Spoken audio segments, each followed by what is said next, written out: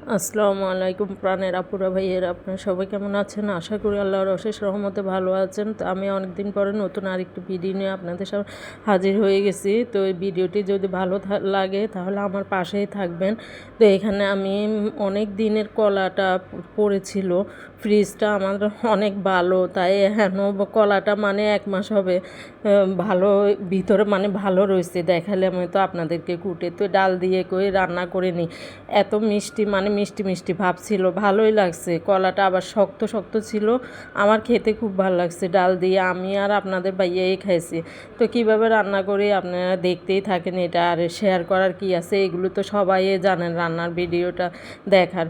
তো অনেক দিন আপনাদের সাথে ভিডিও শেয়ার করি নাই, অনেক উত্থান পাথান জীবনে যাচ্ছে। তারপরও একবার মনে করছি ইউটিউব ছেড়েই দেব, কোনো ফলাফল পাচ্ছি না। তারপরও বলি না, একটা জিনিস যখন হোঁচট খাবো তখনই তো শিখবো, নতুন করে আবার উঠে দাঁড়াবো, আবার হোঁচট খাবো, পড়ে যাব, আবার উঠে দাঁড়াবো। এভাবে একদিন হয়তো সফলতার মুখ দেখবো, এটা আশা রেখেই তারপরও ভিডিও করে যাচ্ছে। একদিন হয়তো ফলাফল ভালো পাবো, আর না পেলেও তারপরে এগুলো স্মৃতি হিসাবে থেকে যাবে। আমার ছেলে মেয়ের বাচ্চারা দেখবে।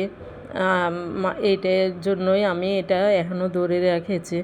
তো অনেক সময় অনেক কিছু চেষ্টা করলেও পারি না, মানে ভালো করে একেবারে নতুন করে শুরু করতে চাই কিন্তু পারি না। আবার কি যেন বাধা বিপত্তি এসে যায়, আবার মানে সব বন্ধ করে দিতে হয়, তারপর আবার শুরু করি, আবার বাধা বিপত্তি আসে। এইভাবেই জীবনটা যাচ্ছে, কি করব। ভাল লাগতেছে না, জীবনের প্রতি অনেক সময় ঘৃণা জন্মে আছে।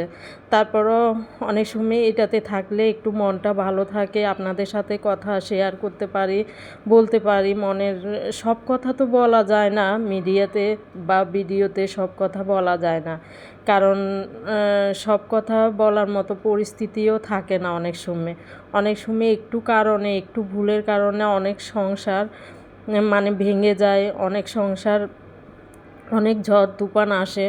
তারপরও কী করা, তো এখানে আমি কলাগুলো কেটে দেখেন লবণ দিয়ে হলুদ দিয়ে মানে মেখে নিচ্ছি, যেন কষটা অনেক কষ। মানে আমি একদিন লবণ দিয়ে হলুদ মরিচ দিয়ে খেতে নিছি, আমার মুখ টুক মানে কি কষে ভরে গেছে।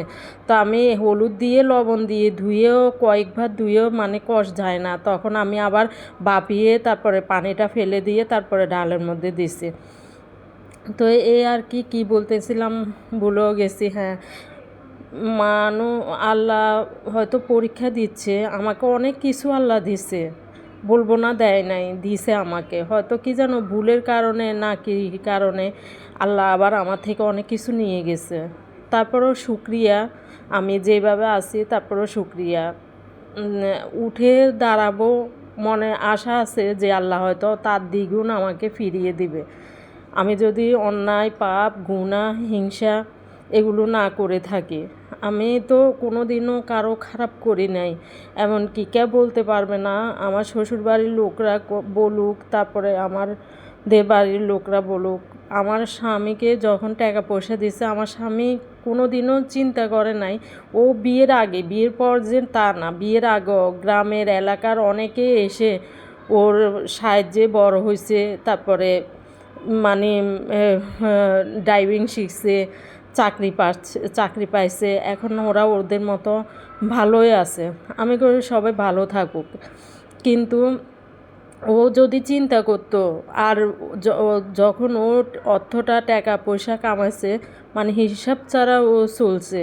তারপরে যা আমি কোনো দিনও আমরা দেখি নাই, হিসাব ছাড়া চলছে তো চলছে। কেউ আসলে খাওয়াতাম, ওর থেকে আমি শিখছি। এখন আমি আর হাত গুটিয়ে বসে থাকতে পারি না, ও যেরকম পারে, কারণ ও আমাকে শিখাইছে কিভাবে হাত খোলা করে চলতে হয়। তারপরে হাতে 1 টাকা থাকলে তার সাথে 10 টাকা মিলিয়ে মানে খরচ করো। 1 টাকা জমানোর চিন্তা নাই যে 1 টাকা জমালাম তার সাথে আরও 10 টাকা মিলিয়ে জমাবো। ওটা যদি আমি আমার হাজব্যান্ড থেকে শিখতাম তাহলে আমিও আজকে 10-12 লাখ টাকা আমার পুঁজি থাকতো, কিন্তু আমি পারি নাই। আমি আমার হাজব্যান্ড থেকে শিখছি। এই জন্য মানে আমার হাতে যা টাকা পয়সা যা জমাইছিলাম সব শেষ, আমার বলতে গেলে আমি সবই শেষ করছি। তো আমার হাজব্যান্ড এখন গুটিয়ে চলতে চায় কিন্তু পারে না, কি যেন জানি না, হয়তো আল্লাহ আবার যদি দেয় কি যেন ও খোলাভাবে আবার চলে কি না হিসাব নিকাশ ছাড়া, আমি জানি না সেটা কি পরিবর্তন হয়েছে না। যদি আল্লাহ দেয় দেখলে তাহলে বুঝবো এরে।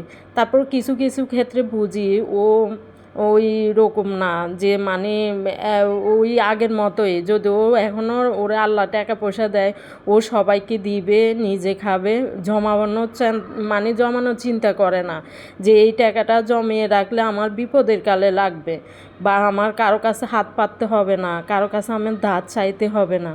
এটা এটা আমি বিয়ের পর থেকে ওরে অনেক বুঝাইছি, কিন্তু এটা নিয়ে অনেক ঝগড়া হইতো, অনেক কাটাকাটি, অনেক কিছু হইতো।